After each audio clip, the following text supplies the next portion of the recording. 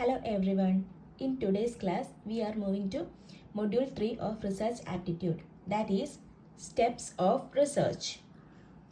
Research refers to the systematic and methodological investigation of a subject or topic with the aim of discovering new knowledge, solving problems, or validating existing theories.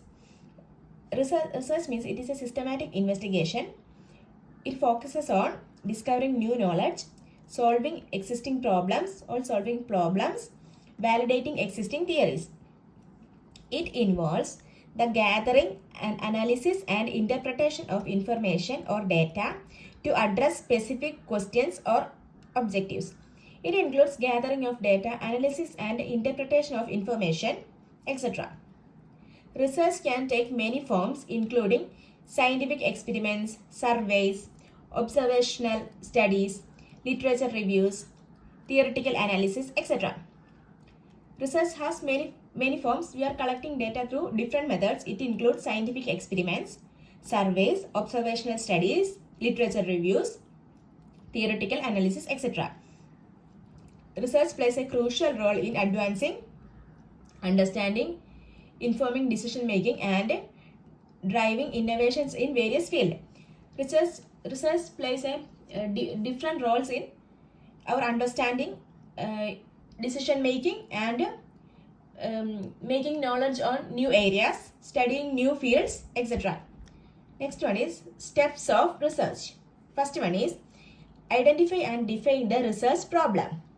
Clearly define the research problem or question you aim to address. First step of research was identifying the research problem.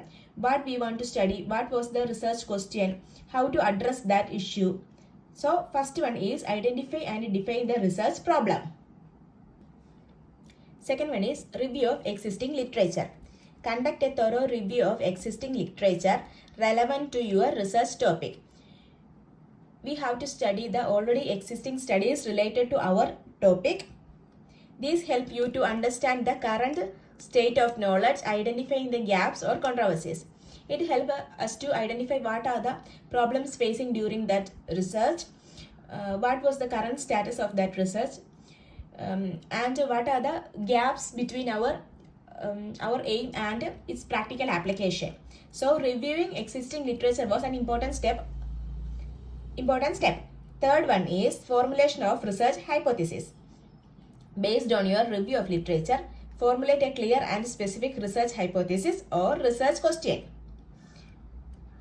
Based on our review of literature, we can formulate clear and specific research hypothesis and research questions.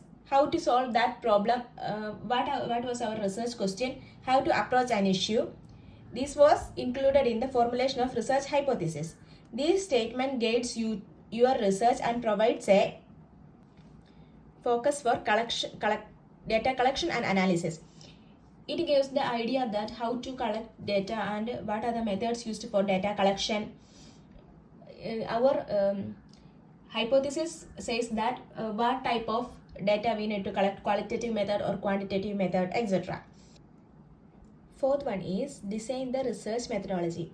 Decide on the research approach, qualitative, quantitative or mixed method, and select appropriate research method and techniques. Here we are choosing what method we are using, qualitative method, quantitative method or mixed method. Develop a detailed research plan including data collection method, sampling strategy and data analysis, interpret procedures, etc. Here we are confirming the how to collect data, how to choose sample and data collection procedures, etc. Fifth one is collect data. This may involve conducting surveys, interviews, experiments, observation or analyzing existing data sets. Here we are actually conducting our experiment. Here we are choosing conducting interviews, surveys, experiment, observation to collect data. Ensure that the data collection procedure are ethical and adhere to the research standards. Make sure that we are conducting research in a legally way. It is ethical. Sixth one is analyze the data. Once data is collected, analyze it using appropriate statistical or qualitative analysis techniques. After collecting data, we use appropriate statistical or qualitative analysis techniques. Interpret the findings in relation to your research hypothesis or question and consider how they contribute to answer the research problem. Here in this analyzing stage, we have to identify how that sample related to our research and how that was that helps to answer our questions. Seventh one is draw conclusions. Based on the analysis of data, draw conclusions that address the research problem and hypothesis questions.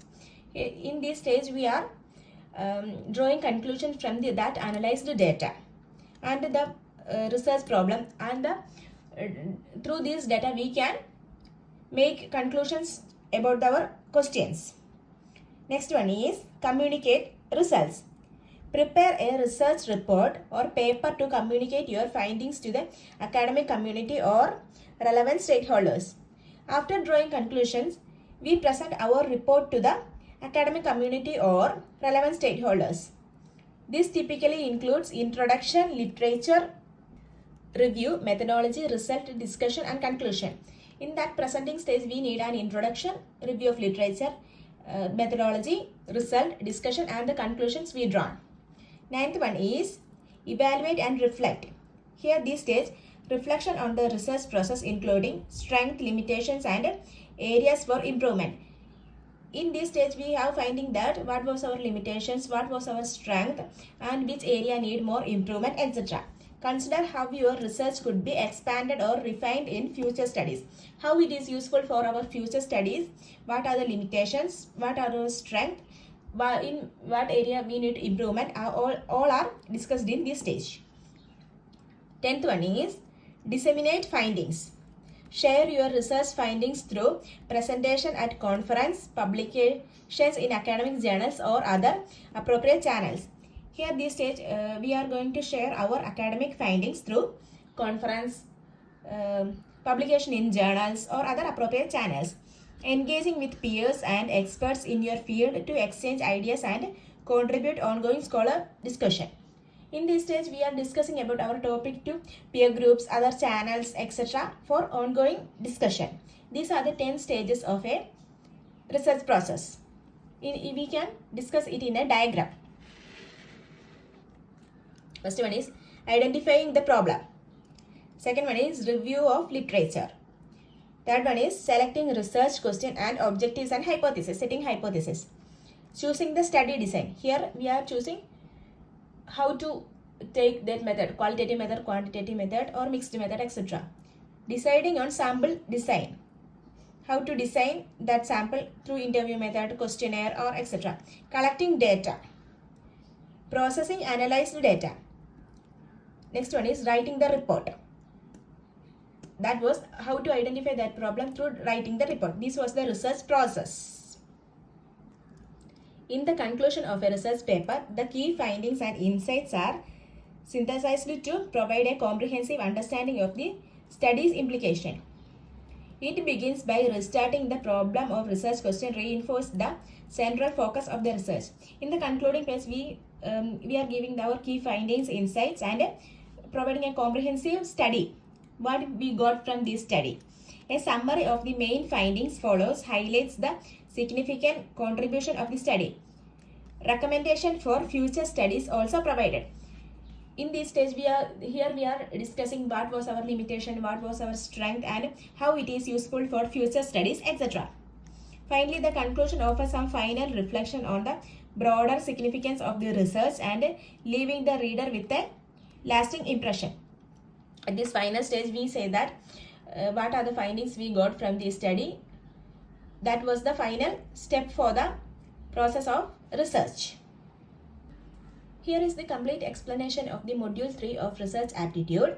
Next day we are moving to do its second part. This third module has so much parts because it was a huge module. So if you find this section helpful in any way, please like, share and subscribe to the channel. Thank you.